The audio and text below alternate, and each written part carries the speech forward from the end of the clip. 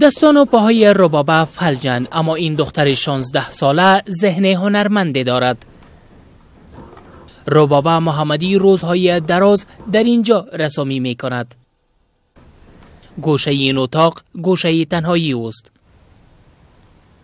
شمی دل ما بیرون میکردم که برتان نشان میدادم که خالص درد است، اصلا میترقه از دست درد. حتی خودم میخوایم که امی دل ما پاره کنم و دردش خالی شوه.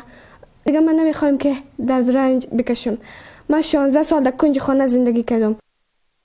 ربابه چندین کیلومتر دور از مرکز شهر کابل در دشت برچی زندگی می کند، اما چهره های شناخته شده جهان چون جستین ترودو صدر اعظم و مریم منصف عضو کابینه کانادا را الگوی زندگیش قرار داده است.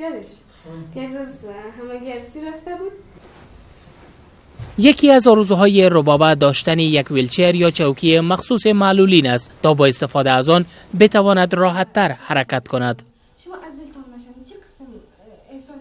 میگه یک ویلچر است که با چی اشاره میشه، چشم که اشاره کنیم که کجا بره کجا نره با فکرش اشاره میشه و خودش را میره. از اونا من اصلا تعجب کردم، خدای ویلچری که با چشم اشاره شوه چطور امکان داره؟ اگه از اونا بیایه، اگه باشه، اگه مثلا که دیگه کنج خانه زندگی نکنم، مثلا هر جای دلم خواسته باشه برم و امکاناتشان باشه.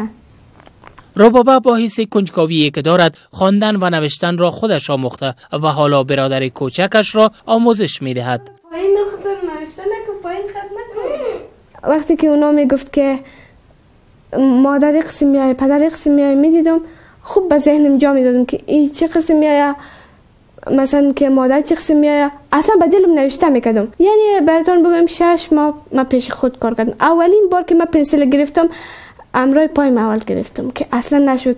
بعدا دمو روز من امرای دهن پنسل ما گرفتم. ربابه در نقاشی هم راهنما نداشته و آنچه به تصویر میکشد برآمده از خیالات هنری خود اوست. به گونه مثال این گرگ زخمی که به باور ربابه زندگی و شخصیت خود او را منعکس میسازد.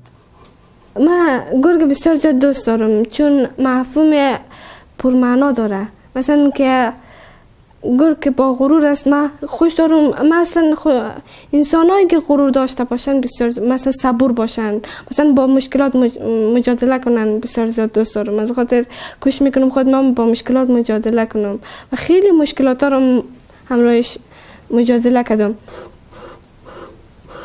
ربابه هر روز رسم می کشد و با مجموعه رسومی های خود می افزاید با امید این که روزی این کارهای هنریش به نمایشگاه ها راه یابند.